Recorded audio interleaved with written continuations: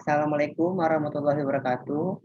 Perkenalkan, nama saya Yusron Eriansa, kelas 5J, nomor induk mahasiswa 180 102 50 23, mata kuliah Metodologi Penelitian.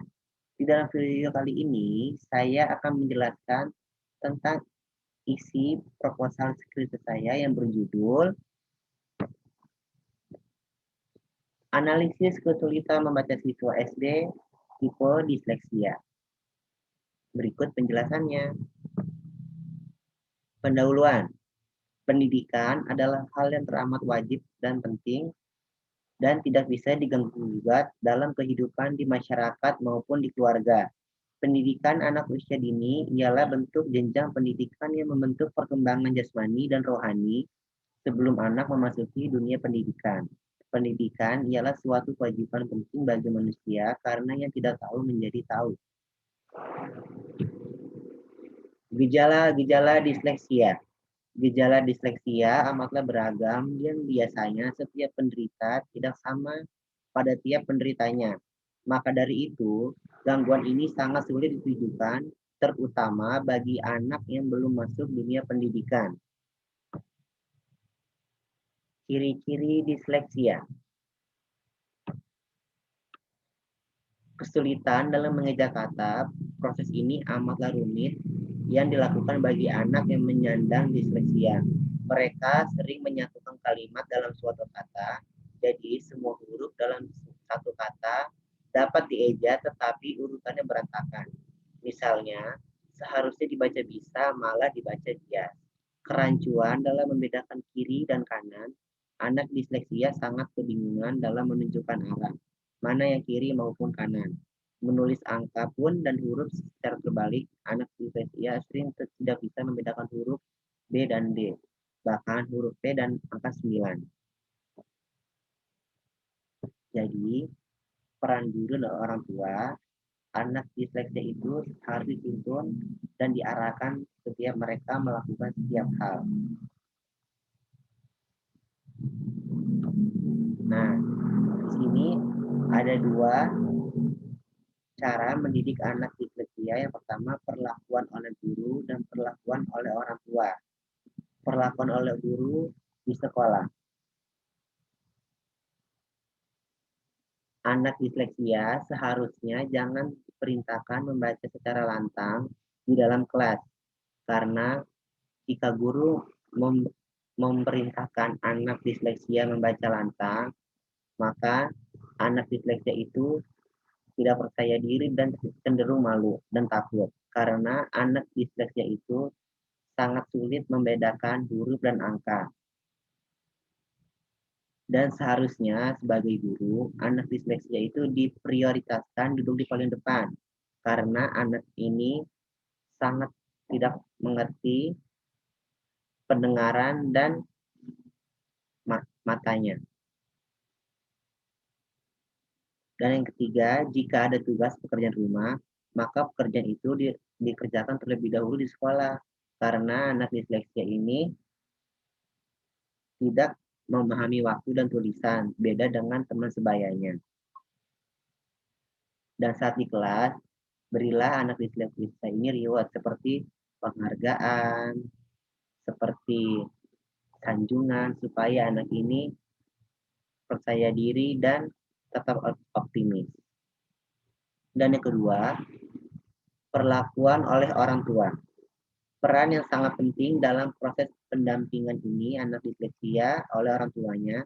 Perlakuan orang tua harusnya menjadi energi positif supaya anak disleksia memiliki kepercayaan diri. Sebagai orang tua, jangan beranggapan bahwa anak disleksia ini adalah anak bodoh.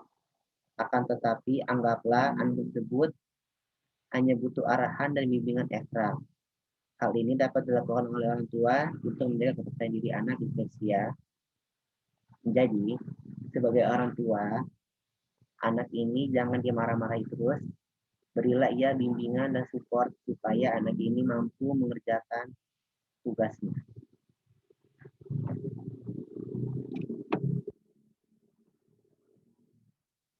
Gangguan-gangguan belajar. Disleksia merupakan gangguan kognitif yang merupakan seorang anak yang tidak mampu dalam segi membaca, kesulitan dalam mengenal huruf-huruf yang hampir sejenis. Di mata anak, tulisan merupakan coretan saja. Ia sangat sulit membedakan. Anak dengan gangguan ini diibaratkan mempunyai IQ yang normal dan kemampuan yang lain juga normal. Tetapi hanya satu dalam segi membaca akan sangat susah. Jadi, anak disleksi ini adalah normal. Tetapi dalam pembelajaran ia sangat sulit sekali untuk membedakan huruf dan angka.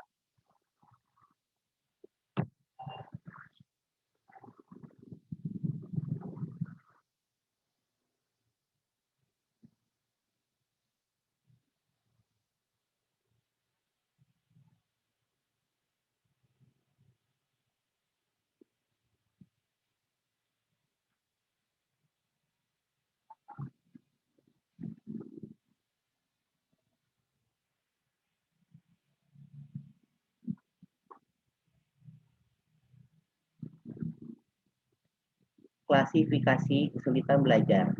A. Gangguan perkembangan motorik. Gangguan pada perkembangan motorik ini melakukan gerak dan peluasan alat gerak. Bentuk-bentuk gerak perkembangan motorik meliputi motorik kasar, gerakan menjatuh, gerakan canggung, motorik halus. Dan yang B, gangguan perkembangan sensorik. Gangguan perkembangan sensorik ialah kemampuan menangkap rangsangan dari luar maupun dalam menggunakan alat-alat indera. Gangguan tersebut mencakup pada proses penglihatan, pendengaran, peraban, dan penciuman. C. Gangguan perkembangan perseptual. Gangguan ini pada kemampuan mengolah dan memahami rangsangan dari proses penginderaan sehingga menjadi informasi yang bermakna. Bentuk-bentuk gangguan ini meliputi gangguan bunyi dan huruf, gangguan kesulitan dalam mengembangkan kepribadian sendiri. Penanganan anak kesulitan belajar. Penanganan anak kesulitan belajar memerlukan kerjasama yang baik dan support antara guru dan orang tua di lingkungan sekolah dan beberapa orang profesional seperti spesialis anak, dokter anak, psikiater, psikolog, dan terapis agar terjalinnya pelaksanaan tujuan pembelajaran supaya tercapai. Jadi, penanganan anak kesulitan belajar disleksia itu yang pertama guru dan orang tua harus saling support dan menjalin hubungan baik agar si orang tua ini mengerti bagaimana perkembangan anak tersebut di dalam sekolah.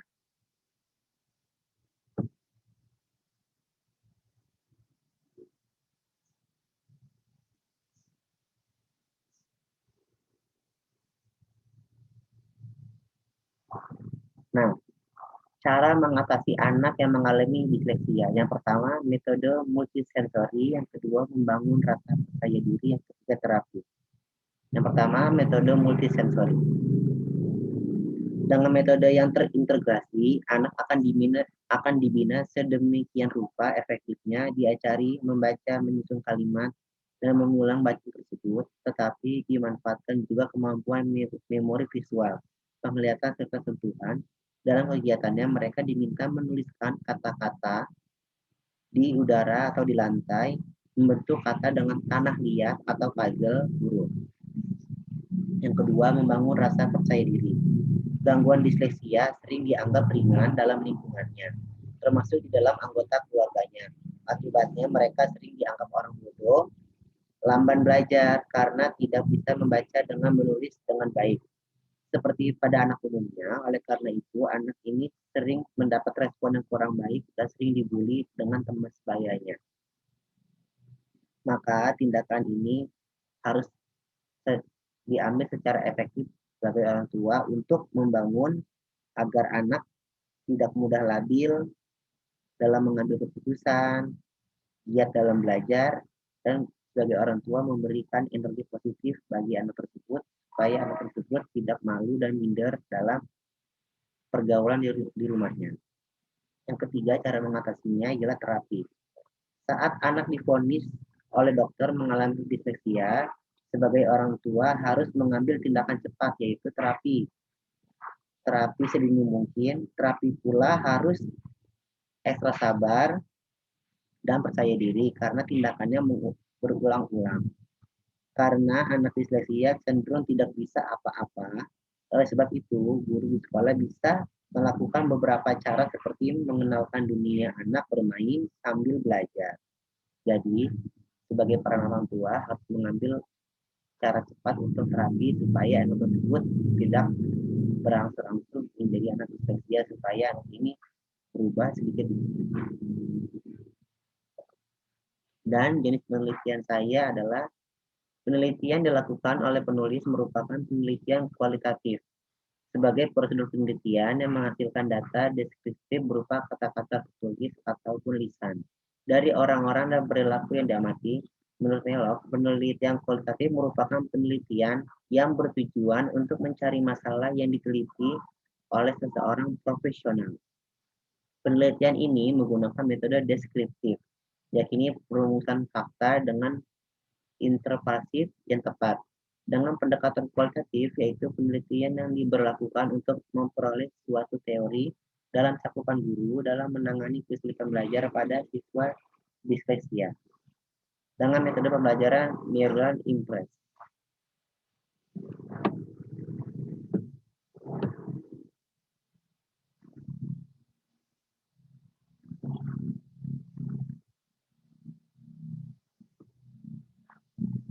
Upaya guru dalam mengatasi kesulitan belajar siswa disleksia. Guru memberikan pengajaran secara berulang atau perbaikan agar siswa yang belum memahami bisa menyimak kembali. Guru harus pintar dalam membuat strategi agar siswa tidak merasa bosan bahkan takut dalam belajar. Guru harus memberikan gaya belajar yang berbeda, seperti maju ke depan dan menjelaskan pembelajaran. Guru menggunakan model pembelajaran yang beraneka ragam. Tujuannya supaya siswa menambah pengetahuan agar pembelajaran dapat tercapai dengan baik. Hasil pengamatan saya dan saya berbincang-bincang dengan guru di 09, jadi itulah caranya dia agar anak disleksia itu minat dalam pembelajarannya.